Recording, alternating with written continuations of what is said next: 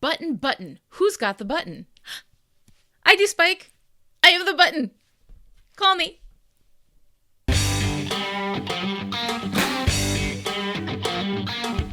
We're here today to talk about Same Time, Same Place, the third episode of Season 7. It aired on October 8th, 2002, and was written by Jane Espenson, with Rebecca Rand Kirshner as executive story editor and Drew Z. Greenberg as story editor. This episode was directed by James A. Contner, who we last saw directing the Season 6 finale, Grave. We last saw Espenson's work in Double Meat Palace, and this is the first of 6 episodes that she will write during this final season of Buffy. And looking at the list, Espenson did some of her best work in Season 7. And considering that we're talking about Jane Espenson here, that is very high praise indeed. This list includes Storyteller, one of my favorite episodes in all of Buffy, and man, I can't wait. After last week's somewhat disappointing Beneath You, we're back into Season 7 as I know and love it with Same Time, Same Place. This episode continues what we started in Lessons, setting up Season 7 as not your father's Oldsmobile. Does anyone else remember that commercial? Anyone? Just me? God damn, I'm old. Anyway, we're doing something different in Season 7, and we're doing it with confidence and intent. There are a lot of things in Same Time, Same Place that are highly disturbing. And I have to say, I don't enjoy those elements because they're creepy AF. But that doesn't make them bad. As a matter of fact, this is one of the most truly creepy and scary monsters of the week we've seen in all of Buffy, and one of the best demons we've ever developed. Norrell is almost Gollum-like in his movement and affect, and the execution of this monster in both the writing and the visual effects is damn near perfect. I don't enjoy it, but I kind of love it. It's great work, and for those of you who like the horror aspect of the show, I'd love to hear what you think about it. Chipperish.com/forum.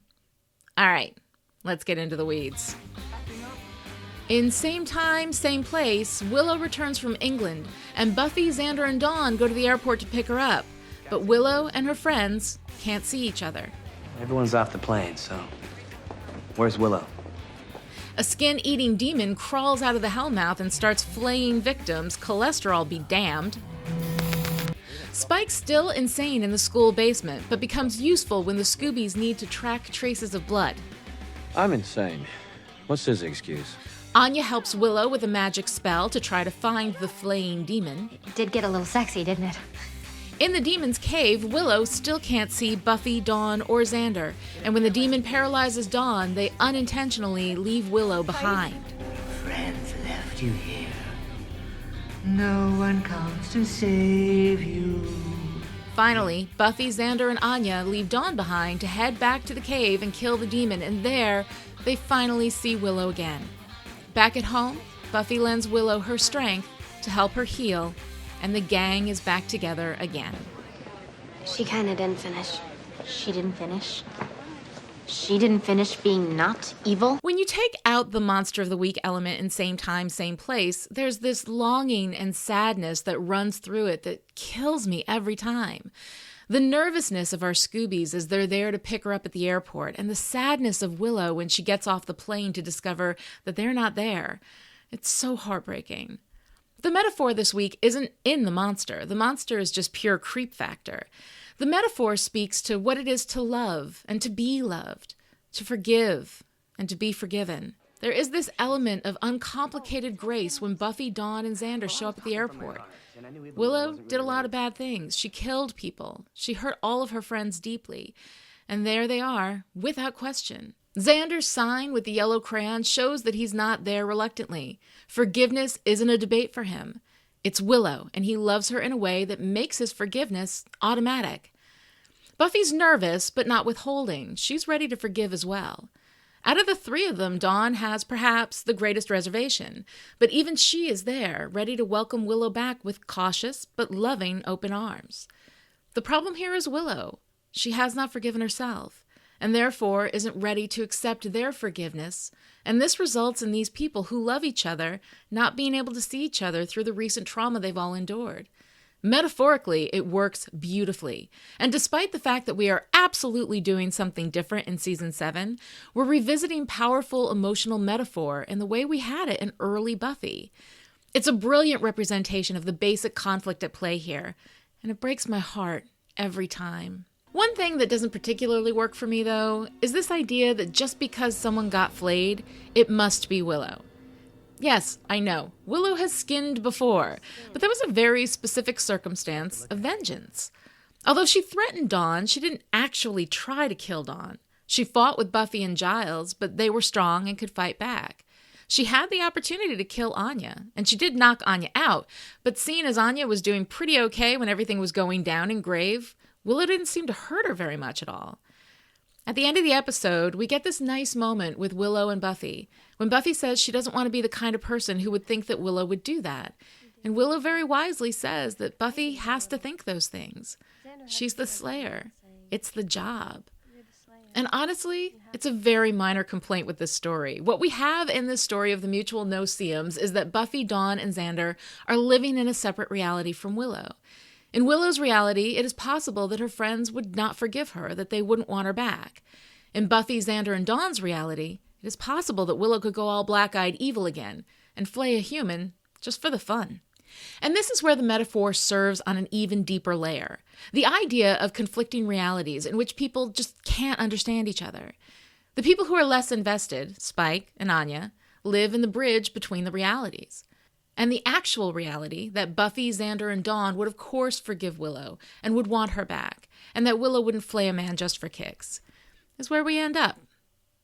Look, when the work is this good, all you have to pick at are the nits, and there aren't very many in this episode, which means this might be a shorter episode of Still Pretty, but hey, it's summer. You guys have barbecues and stuff to go to, right? But if one of them is being hosted by a demon named Norrell, maybe skip that one. I love a gifty.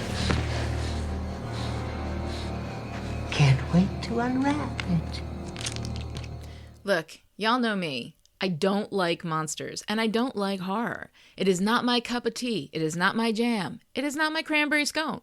Sorry, got caught up in the food metaphor thing there. Been watching a lot of Great British Baking Show. But Norrell, as gross and horrifying as he is probably one of the best Buffy creepsters ever to creep. We first see him without really seeing him, which speaks beautifully to what we're doing with the rest of the story. And I'm telling you, keep your monsters in the shadows, y'all. All we see and hear at first are the claws clacking together. And the sing-song voice is so human. On Buffy, we often get these weirdly muffled voices because of all the latex. But here, the actor is able to play up the creepiness, and it works beautifully. While the shadows work really well for any monster, when we finally do get to see Norrell, he doesn't disappoint. He's no reptile boy, this one. He's green and creepy with extruding rib bones and sharp claw nails that work like little scalpels. His sing-song voice is high-pitched and falsely innocent, which only adds to the creepiness factor when he starts feeding on Willow in a way which, all right, I'm gonna say it, but it's super gross. It's almost sexual in nature. Oof.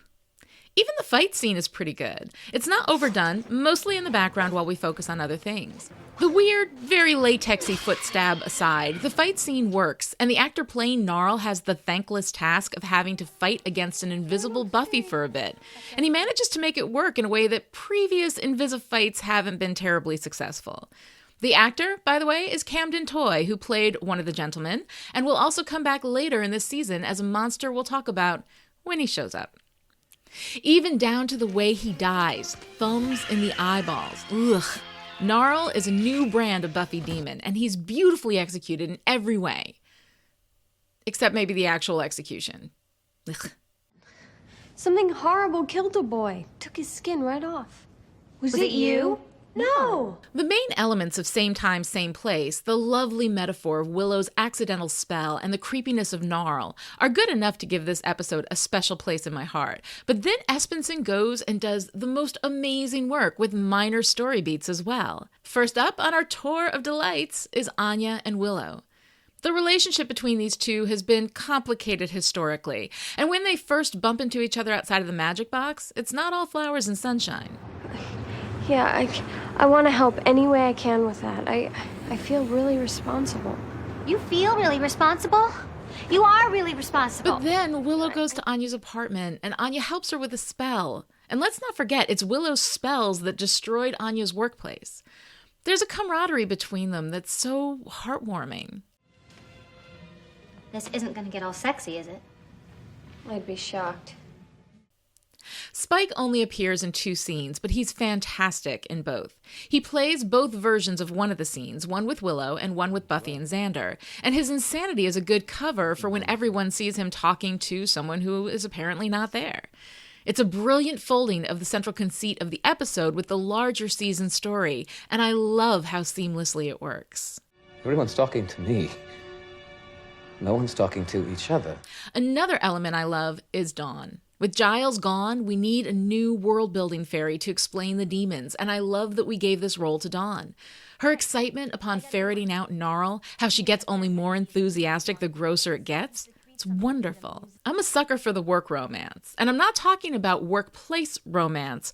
I'm talking about the love between a girl and her work, or a man and his work, but I'm talking about a girl right now. I love the way Dawn is both thrilled about her discovery and right. Both Xander and Buffy are pretty sure it's Willow doing the flaying, but Dawn knows her stuff, and she's into it. And we can develop a database of tooth impressions and demon skin samples, and I could wear high heels more often. Wow, that was so close to being empowered. And that's Jane Espenson for you. Look, I don't know Jane well, but I've talked to her a few times, and she has always seemed like the kind of person who loves the work for the work's sake, and that's what makes every line of her dialogue a gem. She doesn't do anything to get it done, I don't think. I think she does it because doing the thing is the fun part. And now she's passed that love of the work on to Dawn, and it is, if you will pardon my saying it again, absolutely delightful. All right, that's it for today. I'll see you next time with my thoughts on Season 7, Episode 4, Help. Until then, enjoy all your barbecues and stay pretty. Still Pretty is a Chipperish media production and is entirely patron-supported. To find out how you can keep us in production, visit patreon.com/Chipperish.